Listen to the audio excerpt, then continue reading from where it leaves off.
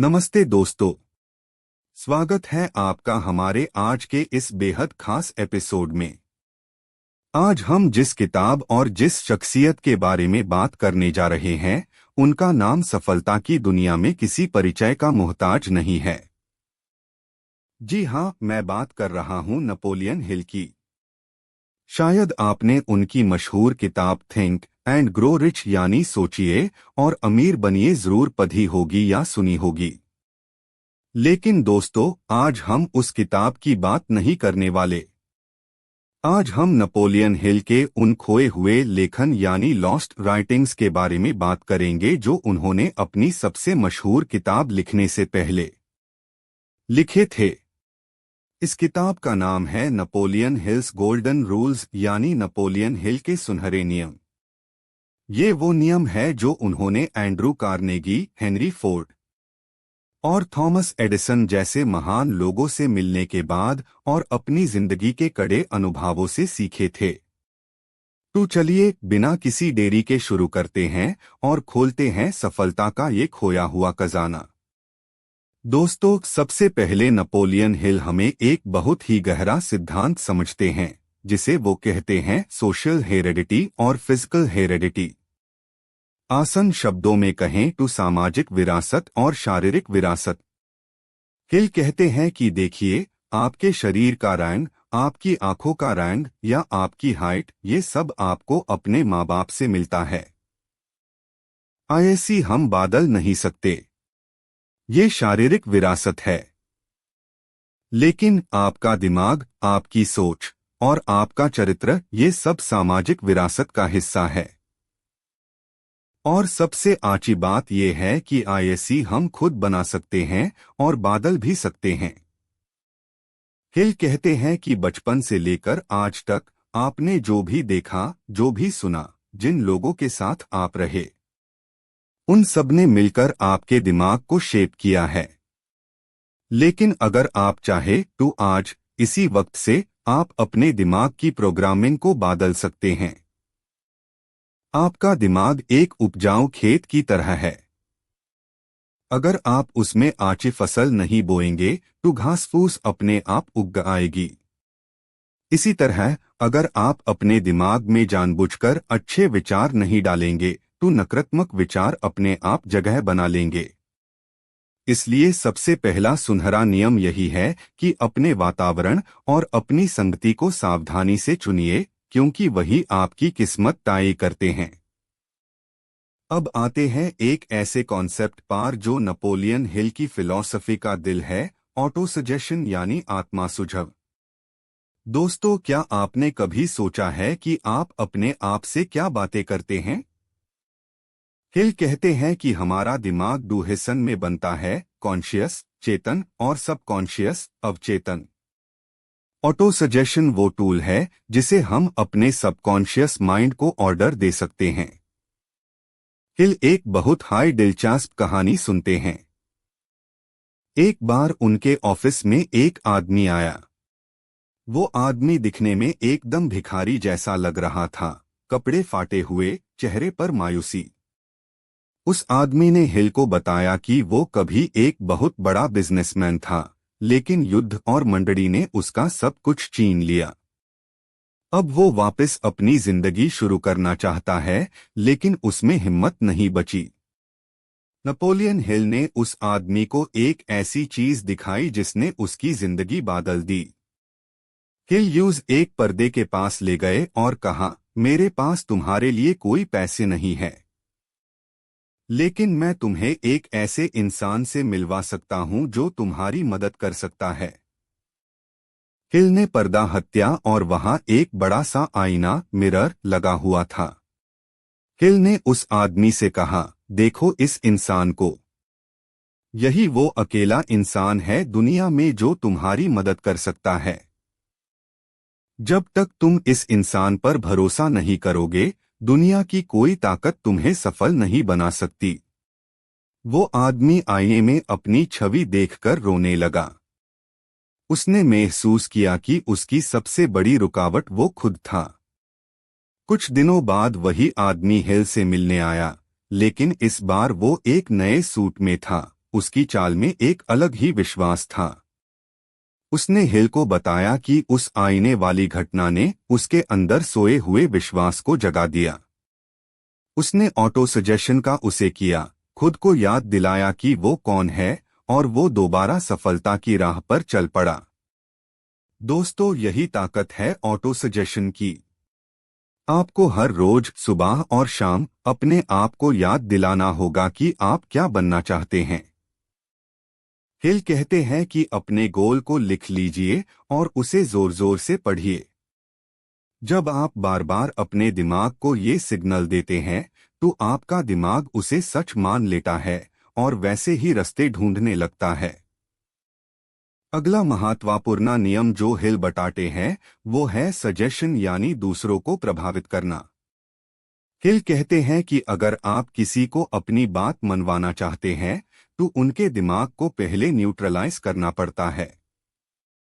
इसका मतलब है कि अगर आप सीधे किसी से बहस करेंगे या उन्हें गलत साबित करेंगे तो उनका दिमाग बंद हो जाएगा। इसके बजाय आपको पहले उनका विश्वास जीतना होगा। हिल यहाँ शेक्सपियर के नाटक जूलियस सीजर से मार्क एंटोनी का उदाहरण देते हैं। जब सीजर को मार दिया गया था तो वहां की भीड़ सीजर के खिलाफ थी और हत्यारों के पक्ष में थी। मार्क एंटोनी ने वहां आकर भीड़ से झगड़ा नहीं किया। उन्होंने कहा, मैं यहां सीजर की तारीफ करने नहीं, उसे दफनाने आया हूं। उन्होंने धीरे धीरे बड़ी चतुराई से भीड़ की भावनाओं को बदला। उन्होंने पहले भीड़ की हाँ में हाँ मिलाई, उनके दिमाग को शांत किया और फिर धीरे से अपने विचार उनके दिमाग में डाल दिए। एंड में वही भीड़ जो सीजर के खिलाफ थी वो उन हत्यारों के खून की प्यासी हो गई। हिल कहते हैं कि सेल्स में, बिजनेस में या रिश्तों में अगर आपको सफल होना है तो आपको ये कला सीखनी होगी।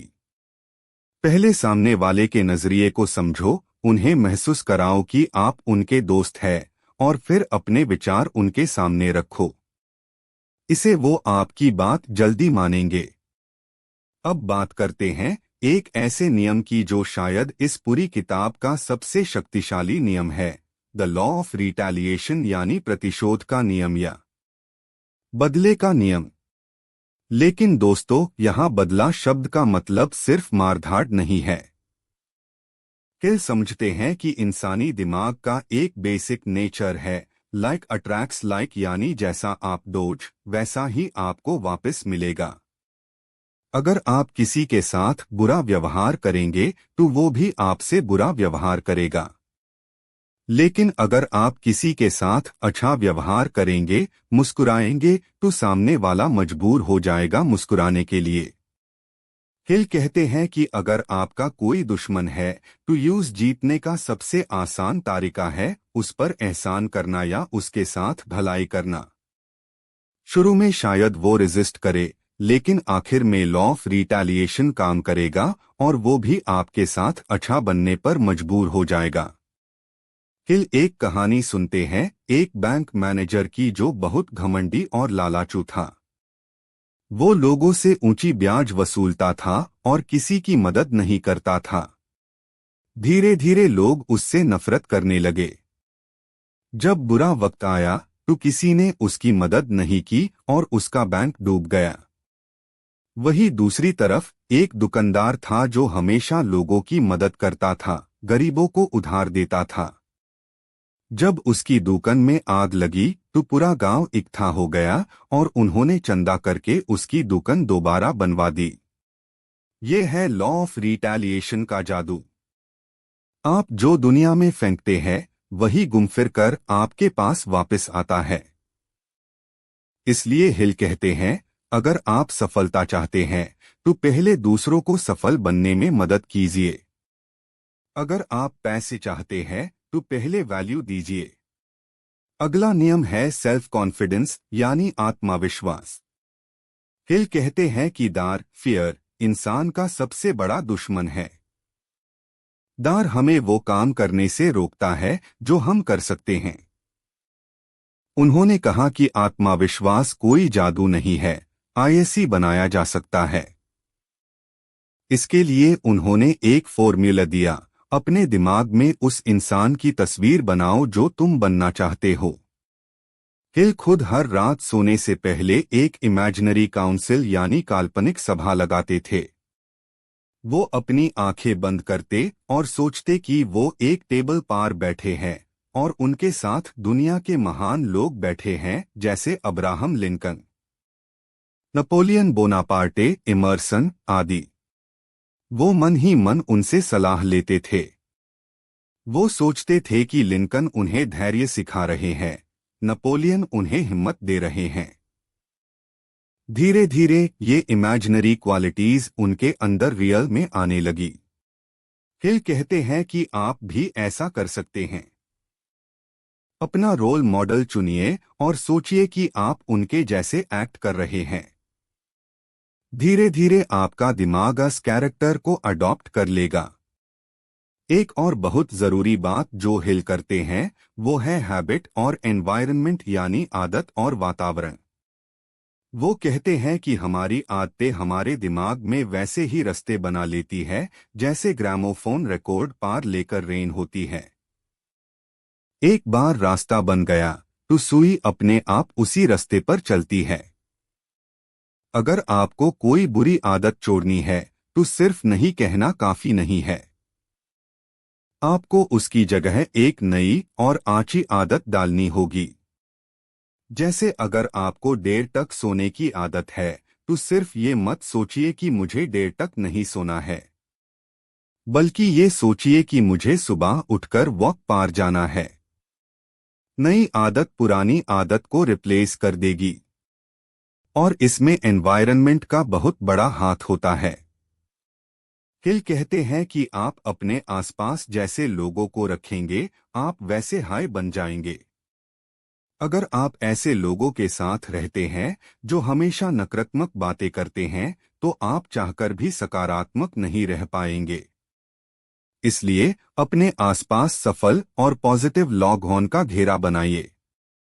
हिल ने आईएससी मास्टरमाइंड ग्रुप का नाम भी दिया है।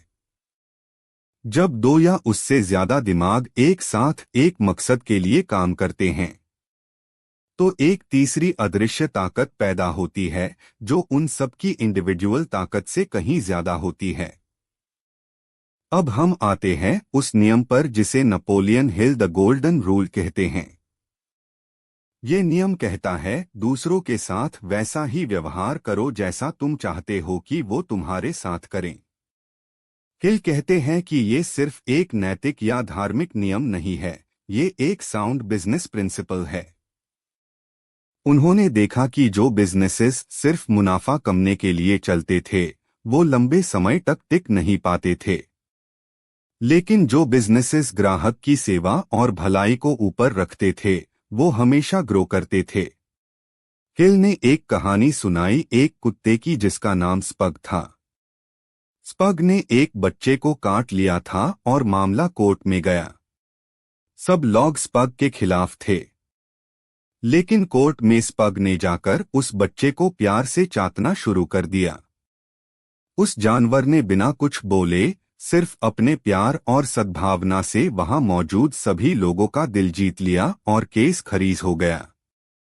हिल कहते हैं कि जब एक जानवर बिना बोले गोल्डन रूल का उसे करके अपनी जान बचा सकता है तो हम इंसान क्यों नहीं। हिल ने इस बात पर जोर दिया कि हमें कानूनी मुआवजा लॉ ऑफ कॉम्पेंसेशन को समझना चाहिए। आप जो भी करते हैं उसका फल आपको मिलेगा ही मिलेगा। हो सकता है आज आपने किसी की मदद की और उसने आपको थैंक यू भी नहीं बोला, लेकिन कुदरत का हिसाब पक्का है। वो भलाई गुम फिर कर ब्याज समेत किसी और रूप में आपके पास आएगी। वही अगर आपने किसी का बुरा किया और सोचा कि कोई नहीं देख रहा तो याद रखिए आपका अपना दिमाग यूज रिकॉर्ड कर रहा है और वो अपराध बोध गिल्ट आपके आत्मविश्वास को अंदर से खा जाएगा। इसलिए हिल कहते हैं कि ईमानदारी सिर्फ आची नीति नहीं है बल्कि सफलता के लिए अनिवार्य है। दोस्तों, नेपोलियन हिल की ये गोल्डन रूल्स कोई जादू की छड़ी नहीं है बल्कि ये एक लाइफस्टाइल है। इन्हें सिर्फ सुनना काफी नहीं है, इन्हें जीना पड़ेगा। चलिए एक बार फिर से मुख्य बाइंड्यूअन को याद करते हैं। सबसे पहले अपने दिमाग की खेती खुद करें, गलत विचारों को उखड़ फेंके। दूसरा, ऑटो सजेशन का उसे करें, खुद को वो बनाए जो आप बनना चाहते हैं। तीसरा, दूसरों को प्रभावित करने के लिए पहले उनका विश्वास जीते।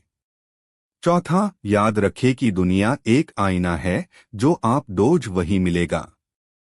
पांचवा, अपने दार को जीतकर आत्मविश्वास बढ़ाएं। और छाता, हमेशा गोल्डन रूल का पालन करें, दूसरों का भला करें, आपका भला अपने आप हो जाएगा। इस पॉडकास्ट के अंत में मैं आपसे बस यही कहूंगा कि नेपोलियन हिल ने हजारों सफल लोगों की जिंदगी निचोड़कर ये नियम बनाए हैं। इनमें से अगर आपने एक नियम को भी पकड़ लिया और उसे अपनी जिंदगी में उतार लिया, तो आपकी सफलता को कोई रोक नहीं सकता। आपके पास वो चाबी है जो हर दरवाजे को खोल सकती है, बस आपको उसे घुमाना है। उम्मीद है कि आज का ये एपिसोड आपके जीवन में एक नई रोशनी लेकर आएगा। इन नियमों को आजमाइए और देखिए कैसे आपकी दुनिया बदलती है। शुक्रिया और अगली बार तक सफलता की ओर बढ़ते रहिए।